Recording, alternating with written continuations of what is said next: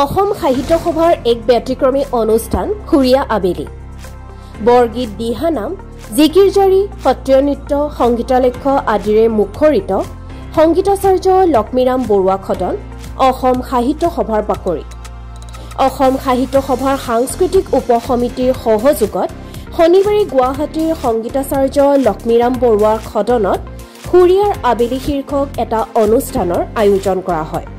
সাংস্কৃতিক সঞ্চালকালয় সঞ্চালক ৰাহুল চন্দ্ৰ দাস মুখ্য অতিথি হিচাপে অংশগ্ৰহণ কৰি অনুষ্ঠানটো উদ্বোধন কৰে। তেওঁ লগতে বৰগীত জিকিৰৰ পৰা আৰম্ভ কৰি বিয়া গীত আধুনিক গীতৰ শৰাই আদিৰে অনুষ্ঠানটি জাতি বৰ্ণ ভেদাভেদ নাইকিয়া কৰি এক সম্প্ৰীতিৰ বাৰ্তা দিয়াৰ বাবে এই অনুষ্ঠানৰ আয়োজন কৰে। অনুষ্ঠানৰ আৰম্ভণিতে উপস্থিত বিশিষ্ট ব্যক্তিসকলে বন্তি প্ৰজ্বলন কৰে। অনুষ্ঠানৰ আৰম্ভণিতে সমন্বয় সাংস্কৃতিক দলে চিৰচেনেহী মোৰ ভাষা জননী পৰিৱেশন কৰে। ঋতু গগৈ আৰু সহযোগী আহ্বায়ক সৈয়দ মাৰুফ হুছেইনে আঁত ধৰা অনুষ্ঠানত বৰগীত পৰিৱেশন কৰে সুফিয়ানা ৰহমানে। তাৰ পিছত দিহানাম মঞ্জু বৰাৰ দলে জিকিৰ আৰু জাৰি নৃত্য চিৰসেউজ উজা মস্তফা আলীৰ দলে পৰিৱেশন কৰে। তাৰ পাছত অনুষ্ঠিত চিনাকি পৰ্ব প্ৰয়াত সৈয়দ ইদ্ৰিছ আলীৰ পৰিয়ালবৰ্গক পৰিচয় কৰি দিয়া হয়।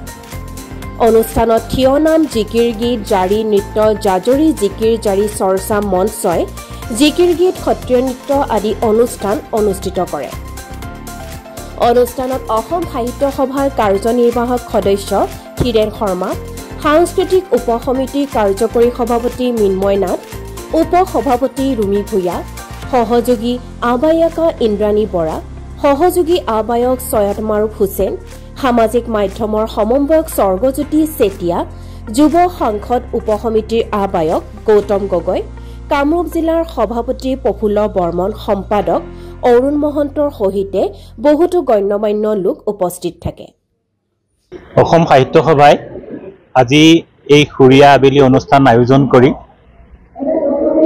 সকলো ৰাইজৰ মাজত এটা বাৰ্তা দিব বিচাৰিছে। ইয়াতে জিকিৰৰ সুৰ শুনিবলৈ পোৱা যাব, দিহানামৰ সুৰ শুনিবলৈ পোৱা যাব, বিয়ানামৰ সুৰ শুনিবলৈ পোৱা যাব, জ্যোতি সংগীত বৰগীত আদি সুৰবিলাক আমি ইয়াত শুনিবলৈ পাম। সেয়ে ইয়াৰ নাম ৰখা হৈছে খুৰীয়া আবেলি। এই আয়োজন অসম সাহিত্য সভাৰ অতি আন্তৰিকতাৰ আয়োজন, শ্ৰদ্ধাৰ আয়োজন। এই আয়োজনে বিভিন্ন জাতি জনগোষ্ঠীৰ মাজত সমন্বয় আৰু সদ্ভাৱ বঢ়াই তুলিব। আমি আমাৰ সাংস্কৃতিক উপসমিতিৰ কৰ্মকৰ্তাসকলক ধন্যবাদ জ্ঞাপন কৰিছোঁ। তেখেতসকলৰ চিন্তিত পৰিকল্পিত এই কাৰ্য ব্যৱস্থাই আজি সংগীতাচাৰ্য লক্ষ্মীৰাম বৰুৱা সদন জীপাল হৈ পৰিছে। সোমাবলৈ জেগা নাইকিয়া এটা অৱস্থা হৈছে। আমি দৰ্শকসকলৰ ওচৰত ক্ষমা প্ৰাৰ্থী হৈছোঁ যে তেখেতসকলক বহিবৰ কাৰণে আমি সুযোগ সুবিধা দিব পৰা নাই।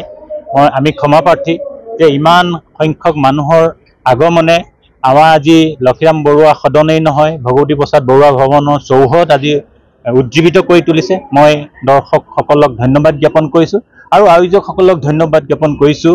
এনেকুৱা ব্যতিক্ৰমী চিন্তা চেতনাই আমাৰ সমাজবিলাক অধিক মজবুত কৰি তুলিব, জাতি জনগোষ্ঠীসমূহৰ মাজত সমন্বয় সদ্ভাৱ গঢ়ি তুলিব। আৰু অসম সাহিত্য সভাই যিটো খোজেৰে গতি লৈছে, যে যিটো খোজেৰে সকলো জাতি জনগোষ্ঠীৰ মাজত ঐক্যবদ্ধভাৱে অসমীয়া জাতি শক্তিমান কৰি তোলাৰ বাবে অসম সাহিত্য সভাই যি চিন্তা চৰ্চা কৰি আছে দীৰ্ঘদিন ধৰি, তাৰ ফলৱতী হ'ব এই কামসমূহৰ যোগেদি। আজি এই আয়োজনে আমি অসমৰ ৰাইজলৈ এটি বাৰ্তা দিব বিচাৰিছোঁ, যিটো বাৰ্তাই জনগোষ্ঠীসমূহৰ মাজত সমন্বয় আৰু সদ্ভাৱ সৃষ্টি কৰিব। জিকিৰৰ সুৰে জিকিৰৰ তালে আজি বহুত বাৰ্তা কঢ়িয়াই লৈ যাব অসমৰ ভূখণ্ডলৈ। পাহাৰে ভৈয়ামে থকা জনগোষ্ঠীসমূহৰ মাজলৈ জিকিৰে সুৰে দিহানামৰ সুৰে বহুত বাৰ্তা কঢ়িয়াই লৈ যাব অসম সাহিত্য সভাৰ এই ভগৱতী প্ৰসাদ বৰুৱা ভৱনৰ পৰা। মই আপোনালোককো ধন্যবাদ জ্ঞাপন কৰিছোঁ আৰু উদ্যোক্তাসকলকো ধন্যবাদ।